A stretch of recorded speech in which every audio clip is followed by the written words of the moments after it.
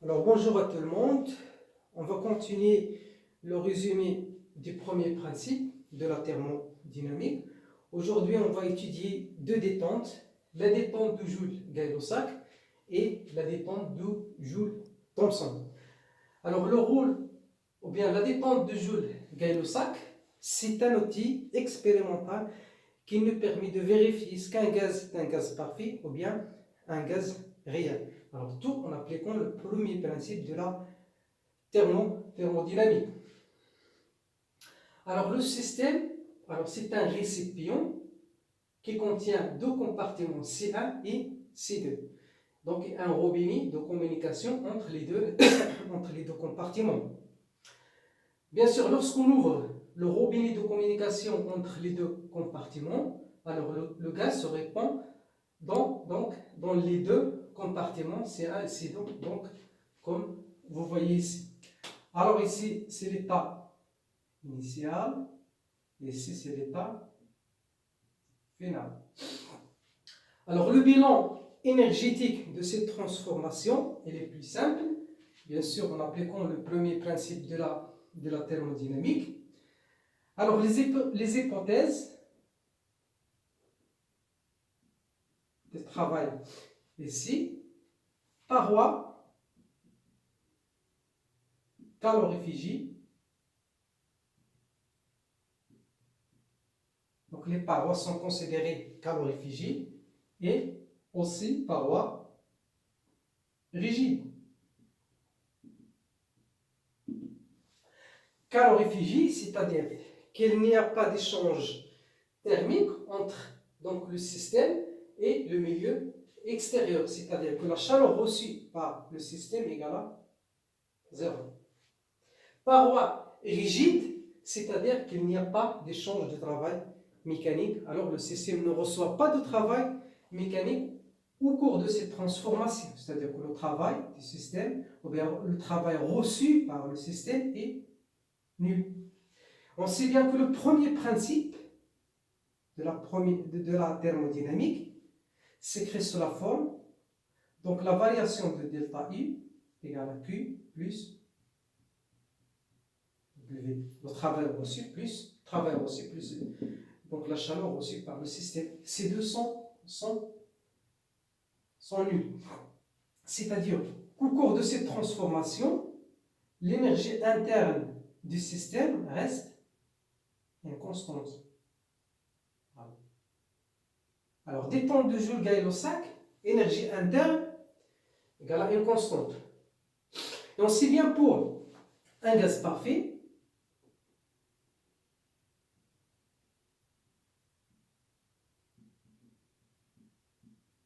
on sait bien que pour un gaz parfait, à quoi est égal delta C, delta U égale à CV delta T. Bien sûr, est égal à 0. C'est-à-dire qu'au cours de cette transformation, pour un gaz parfait, la température T égale à une constante. Alors, si on veut vérifier qu'un gaz est un gaz parfait, on doit se mettre à une détente de Joule-Gay-Lussac. Si la température reste constante entre l'état initial et l'état final, donc à ce moment-là, le gaz est un gaz assimilé à un gaz parfait, sinon le gaz est un gaz réel. Alors, j'en peux faire une interprétation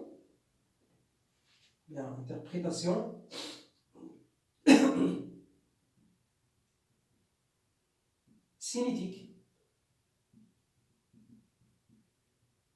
Bien sûr, pour les gaz qui sont réels, pour des gaz réels, il y a variation de la température entre l'état initial et l'état final. Alors, je vais considérer deux molécules. Molécule A, molécule B. Bien sûr, c'est à l'état initial. Alors, en moyenne, à l'état final, bien sûr, les distances entre deux molécules en moyenne augmentent. C'est-à-dire que à l'état final, donc la molécule A et la molécule B sont un peu éloignées par rapport à l'état initial, parce que le volume donc, du système augmente. Il était V1, ça devient V1 plus V2. Alors, pour les gaz qui sont réel. On suppose que le gaz est réel. Qu'est-ce qui va se passer? Un gaz réel, c'est-à-dire qu'il y a des interactions entre les particules. Alors, si ces interactions, les interactions entre les deux molécules sont attractives.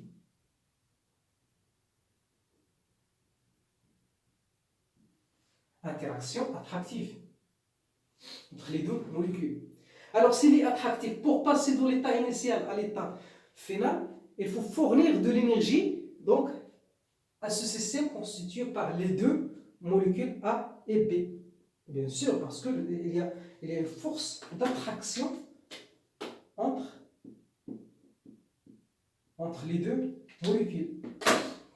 Il faut donner, c'est-à-dire, qu'est-ce qui se passe pour l'énergie cinétique? Donc l'énergie cinétique, ou bien l'énergie potentielle du système, alors pour ce système attractif, lorsque la distance augmente, donc l'énergie potentielle augmente, l'énergie potentielle microscopique. Et on sait bien que l'énergie interne, à quoi est égale? EC plus EP, égale à une constante. Énergie cinétique microscopique, énergie potentielle microscopique. Alors si EP donc, augmente, c'est-à-dire EC, l'énergie cinétique, diminue. Et lorsque l'énergie cinétique des systèmes diminue, donc la vibration, bien le mouvement, l'efficacité de ces mouvements, donc diminue. De vibration, de rotation et tout ça. Donc l'énergie cinétique diminue, automatiquement la température diminue. On parle ici de refroidissement.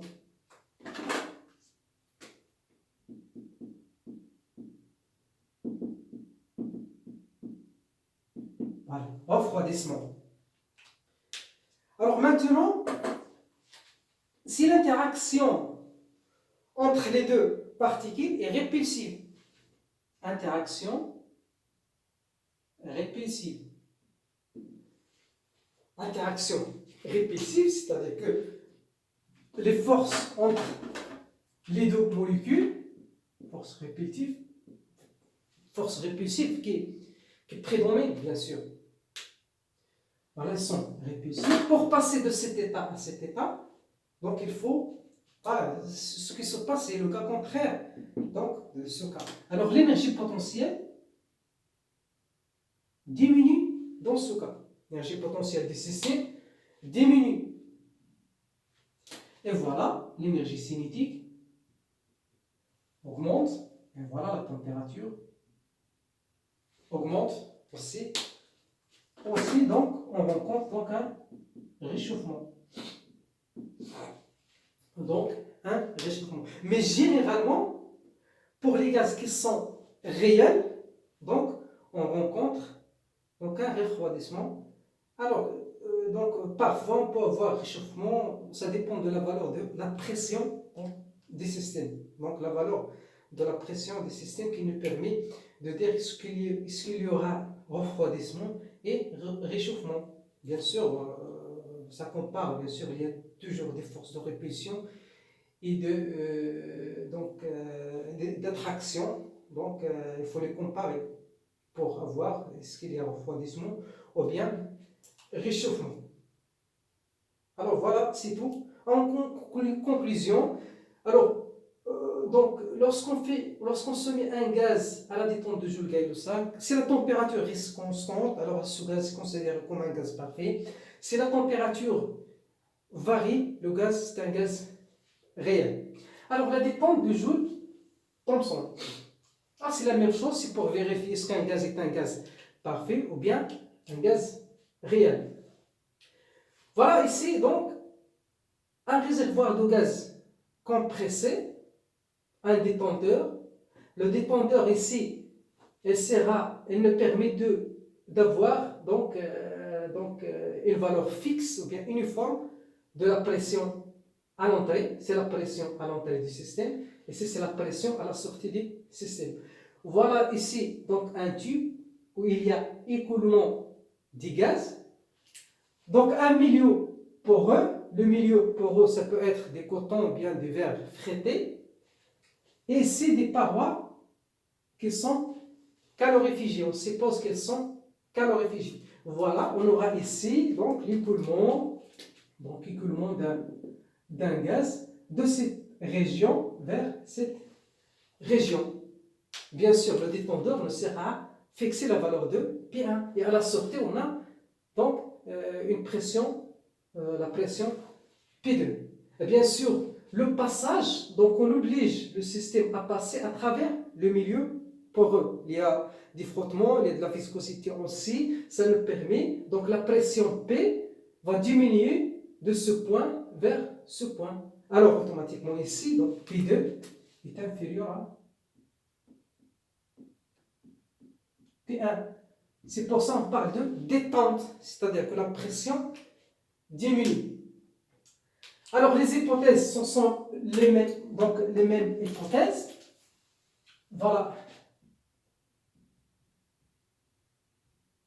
Donc l'hypothèse paroi calorifugée.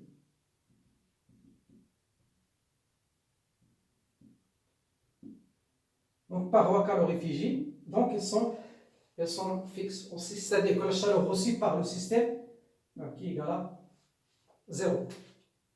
Donc le système qu'on va considérer dans ce cas, voilà, c'est le système donc à l'intérieur de cette zone en rouge, tracée donc en rouge. Donc à l'instant T,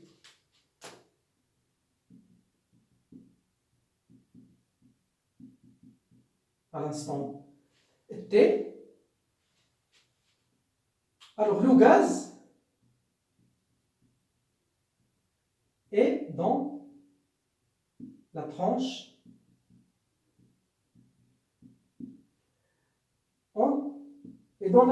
entre les plans A et B. Voilà. Et entre le plan A et le plan B. Voilà. A jusqu'à B. Alors, pour calculer l'énergie, ou bien l'expression de l'énergie l'énergie interne de ce système, c'est l'énergie à l'état initial. On va la décomposer en deux termes.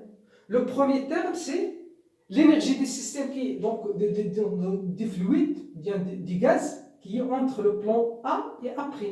C'est U A A', entre A plus l'énergie interne du système entre A' et B. A' et B. On va appeler UA' l'énergie interne de cette tranche comme U1 plus UA'B, on va l'appeler par exemple U0 à l'instant T. Alors passons maintenant à l'instant T'.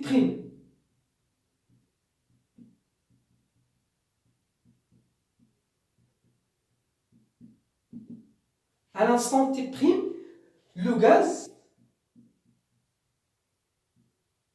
est dans la tranche,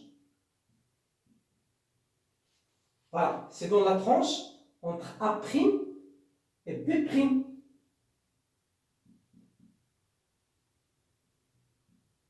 La tranche entre les deux plans A' et B'. La même chose ici. C'est l'énergie de ce système, c'est l'énergie interne à l'état final. On va la décomposer en deux termes. Le terme entre A' B, voilà, A' B, voilà, c'est ce terme, on va l'appeler, c'est A' B, on va l'appeler U0 à l'instant T'. U0 à l'instant T' plus cette énergie, on va l'appeler plus I2. Alors, on va ajouter une hypothèse ici. Donc, évolution, ou bien donc, régime permanent.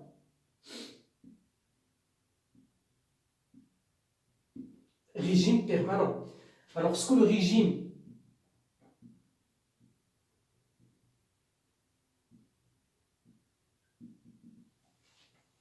lorsqu'on travaille dans le régime permanent, c'est-à-dire que les grandeurs physiques ou bien les grandeurs énergétiques ne varient pas donc, au cours du temps.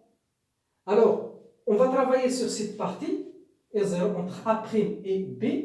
Alors, l'énergie interne de cette partie ne dépend pas du temps. C'est-à-dire, U0 à l'instant T égale à U0 à l'instant T', régime permanent. Donc, U0 à l'instant T égale à U0 à l'instant T'. Voilà. Donc, on peut tirer l'expression de delta I. Alors, dans ce cas, delta I égale à U final moins U initial. U final moins U initial. À quoi est égal comme résultat delta I. On fait la différence entre ces deux termes. On va trouver U2 moins U1. Alors, on va évaluer aussi le travail reçu par le système. Alors, il y a deux forces pressantes ici, sur le système. La force pressante due donc, à la pression P1 et la force pressante due à la pression P2. Alors, il y a déplacement donc, de cette frontière de A vers A', et le déplacement de cette frontière de B vers B'. Donc, il y a deux déplacements donc, des deux frontières des systèmes. Donc, on va calculer premièrement le travail oméga 1. Alors, donc, le travail donc, W1 de la force pressante à l'entrée, donc est égal à moins l'intégrale de P1 D2V, à quoi est égal. Bien sûr, le volume du système ici, il passe de, donc on va considérer que le volume de cette partie est égal à V1. Donc, il va passer de la valeur V1 vers la valeur 0. Donc, V1 vers 0. Alors, si on calcule, on va trouver que quoi est égal à oméga 1 W1 égale donc P1 V1. Alors, le travail de la force pressante à l'entrée. Pour le travail de la force pressante à la sortie, oméga 2 égale la même chose, moins. Mais les bornes de cette intégrale commencent parce que cette volume donc ce volume ici c'est V2, mais elle passe de la valeur 0 vers la valeur donc V2. Il y a augmentation donc du volume du système donc de cette partie. C'est-à-dire que le volume il passe de 0 vers V2. Donc la pression c'est P2 dV. À quoi est égal? Donc est égal à moins P2 V2.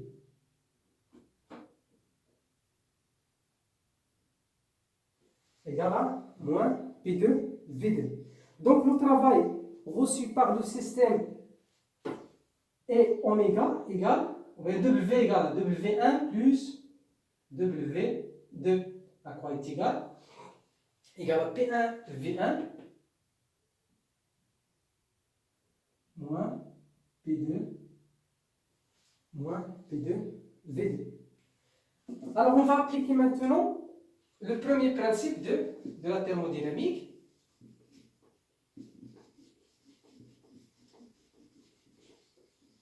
Alors le premier principe, donc delta U égale à la chaleur reçue qui est égale à 0 plus le travail reçu par le système, donc égal à U2 moins U1. Le travail, c'est-à-dire qu'on peut écrire que P1 V1, donc U1 plus P1 V1 égale à U2 plus P2 V2. Ce terme représente donc l'enthalpie du système, l'enthalpie à l'état initial égale à l'enthalpie du système à l'état final. Voilà. C'est bien sûr, c'est l'enthalpie de seulement de cette partie. C'est la différence. L'enthalpie de cette partie moins l'enthalpie de cette partie. C'est-à-dire que delta H égale à 0. Donc la détente de Joule-Thomson se fait à enthalpie donc constante. Donc l'enthalpie au cours de cette transformation reste toujours constante. Alors le cas d'un gaz parfait.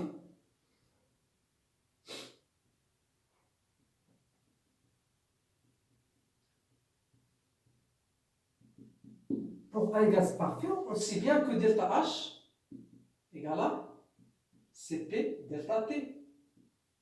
Donc est égal à 0. C'est-à-dire que la température reste constante.